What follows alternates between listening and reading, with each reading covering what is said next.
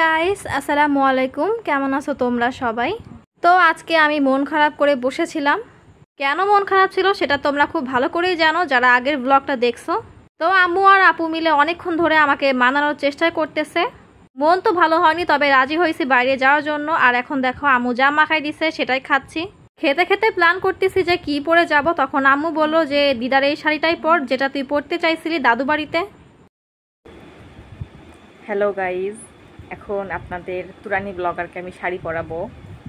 আর তাকে অনেক কষ্টে আমরা রাজি করেছি শাড়ি পরানোর জন্য। লিটারেলি আমি তার 20 মিনিট তার পা ধরে বসেছিলাম। যদিও ছোটো বোন, কিন্তু রাগ হলে তো ভাঙাইতেই হয়। তো আমরা তাকে শাড়ি পরানোর পরে আমরা তার ফাইনাল লুকটা দেখবো। Get ready with us. তো দিদারের শাড়িটাই পরলাম। আর দেখো তার ফেপু আমাকে সুন্দর করে শাড়ি পরিয়ে দিছে। আর আজকে সাজটা ওই সাজিয়ে দিচ্ছে আমাকে।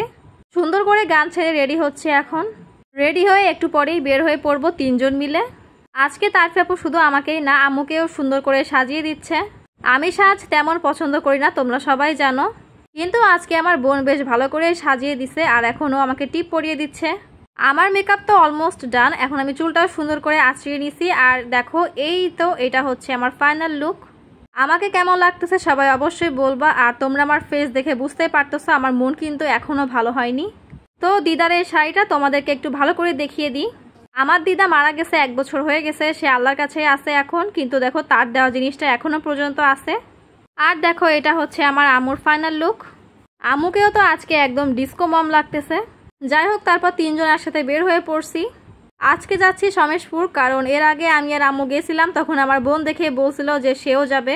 তো ভ্যান নিয়ে যাচ্ছি এখন সমেশপুর। আর আমার শাড়ি তো উড়ে যাচ্ছে একদম, আমি একদম শক্ত করে ধরে বসে আছি।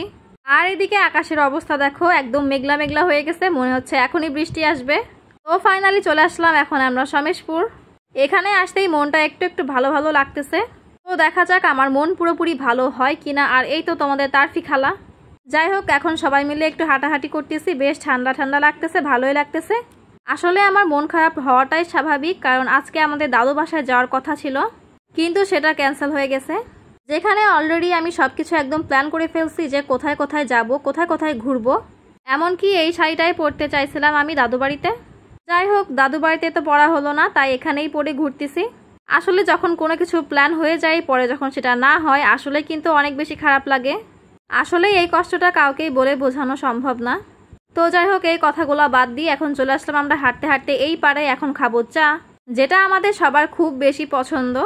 এখানে আমরা এক সাইড করে বসে আছি, আর আম্মু গেছে চা অর্ডার দিতে।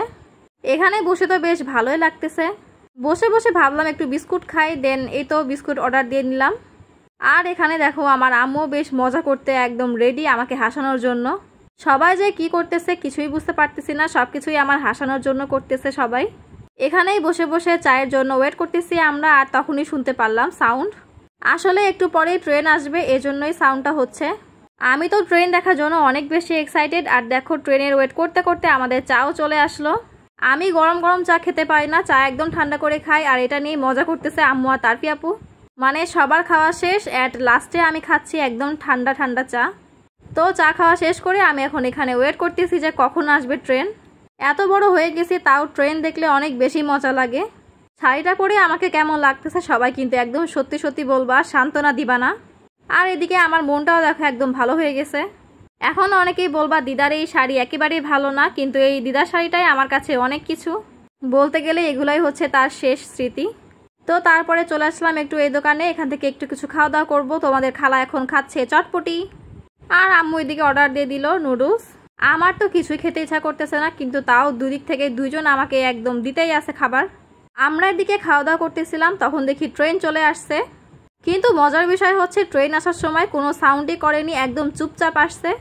আর এখন চলেও যাচ্ছে ট্রেন। আর জানি না, অন্যান্য ট্রেনের তুলনায় এই ট্রেনটা অনেক ছোট ছিল। তো ট্রেন তো চলে গেল আমাকে পাত্তা না দিয়ে। এদিকে আমি হাঁটতেছিলাম, আমার আঁচল নিচে পড়তেছিল বলে আমার বোন এরকম ধরে ধরে নিয়ে যাচ্ছে। তো যাই হোক, আজকে আমার মনটা ভালো হয়েছে শুধুমাত্রই আম্মু আর আপুর জন্য। আর এখন তারফি আপু খাচ্ছে বেলের শরবত। তারপরে চলে যাচ্ছি আমরা। দেখুন গাইস, আমার মতো একজন সম্মানিত ব্যক্তিকে ঢাকা থেকে ডেকে এনে ভ্যানের মাঝখানে বসাই নিয়ে যাচ্ছে।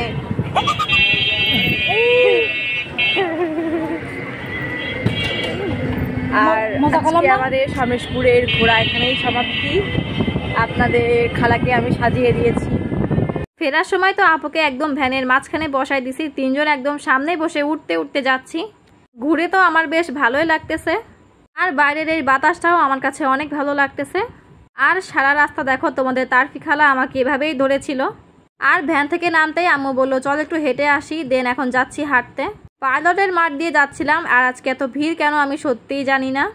আমার আম্মু যেই প্রাইমারি স্কুলে চাকরি করে সেই স্কুল পর্যন্ত একটু হাঁটতেছিলাম, আর এখন চলে যাচ্ছি বাসায়।